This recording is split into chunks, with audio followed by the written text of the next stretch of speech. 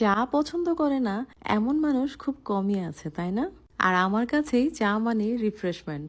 আর আমি যেখানে যাই না কেন, চায়ের দোকানটা কোথায় সেটা কিন্তু ঠিকই বের করে ফেলি। কিছুদিন আগেই আমরা গিয়েছিলাম কক্সবাজার।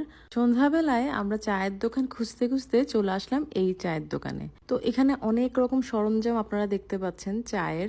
আর চা বানানোর স্টাইলটা একটু অন্যরকম, তো ভাবলাম যে সবসময় তো নর্মাল টিটা খায়, এই চাটা যেহেতু একটু অন্যরকম, এটা আজকে ট্রাই করা যায়। চায়ের দোকানটা আসলে দেখতেই অনেক বেশি ভালো লাগছিল, কিন্তু চায়ে এত বাদাম দিয়েছে ওরা, আমি চিন্তাও করতেছিলাম যে এত বাদাম দিলে আসলে চায়ের টেস্টটা কি আদৌ থাকবে কি থাকবে না। এখানে শুধু বাদাম না, আরো অনেক কিছুই ওরা ইউজ করেছে। তো আমার মনে হচ্ছিল বাদামগুলো